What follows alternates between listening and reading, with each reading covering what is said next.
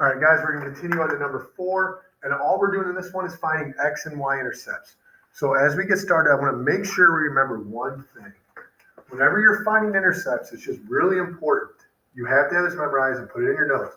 At the x-intercept, y must equal 0, and at the y-intercept, x must equal 0. If you know these, you know how to solve these. But you also got to remember those facts for later on. So don't just say, oh, when I'm finding intercepts, that's all I need to know. You have to know x-intercept, y is 0. Y-intercept, x is 0. So now if I'm given this equation, I'm going to start with -4 plus -x plus 4y equals 12. I'm going to find my 2 points, my x and y intercepts. I'm going to find them separately. So I'm going to find my x-intercept. And I'm remembering that at my x-intercept, I know y equals 0. So all I have to do is plug in 0 for y and then solve for x. So I'm at -x plus 4 times 0 equals 12. Well, 4 times 0 is 0, so I can just get rid of that. I'm at -x equals 12. Remember, there's an invisible 1 there, so I have to divide both sides by -1. X equals -12. I have my first x-intercept. X equals -12 for this equation. Now when I find my y-intercept, I know x must equal 0. So all I do is I use the same equation, but this time I'm plugging 0 in for x. So -0 plus 4y equals 12. Well, -0 is just 0, so that goes away. I'm at 4y equals 12. Divide each side by 4, and y would equal 3. So now I have my 2 intercepts, and if I wanted to write them as points, the x-intercept would be at -12, 0. Remember, because this is my x, my y must be 0. If I wanted to write my y-intercept as a point, it would be 0, 3, because at my y-intercept, I know x is 0. Okay? So this method will get you through all of these. Okay? This one's a little bit special. You should know this one, but let's just do these. Okay?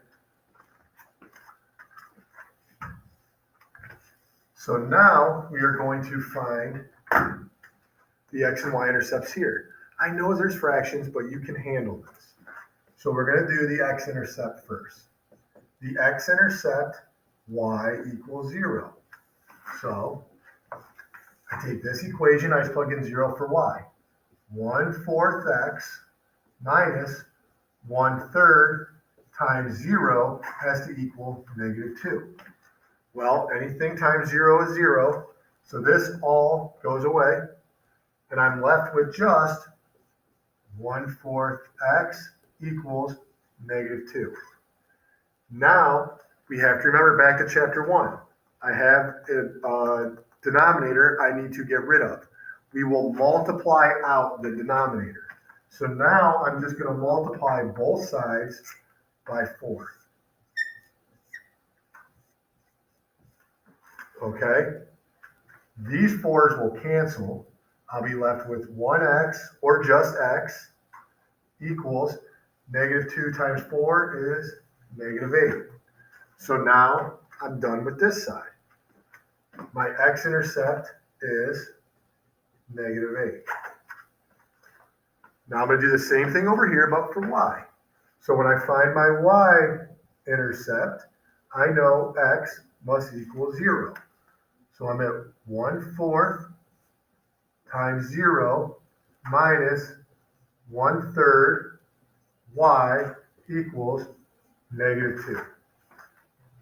So 1/4 times 0, that all goes away. I'm at -1/3 y equals -2. Well, I need to get rid of the denominator, so I'm going to multiply both sides by 3. These 3's cancel. I'm left with -1 y equals -2 times 3 is -6. Now, sorry, let me get that out of the way. My final step is I had to divide both sides by -1. Divide by -1, divide by -1, cancel, cancel. Y equals negative over negative is a positive. 6 divided by 1 is 6. So now we have our y-intercept. Y equals 6. If you want to write them as points, you can write it as -8, 0. Then this one would be 0, 6. So whenever they're asked to find intercepts, and you're given equations, remember, just look at your equation, plug in x-intercept, plug in 0 for y. Y-intercept, plug in 0 for x.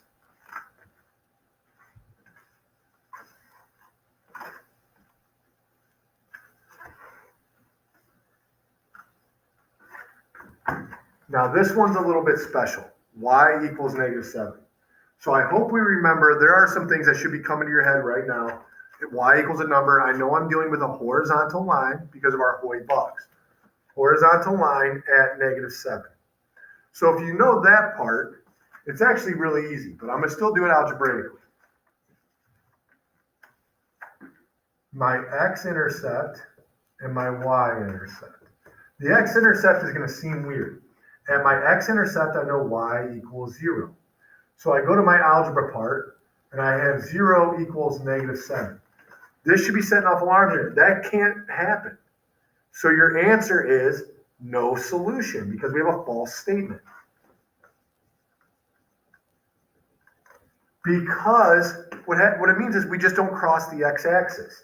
If I was going to graph y equals -7, which we all should be able to do because it's going to be on your test. If I'm going to graph y equals -7, Hoy box,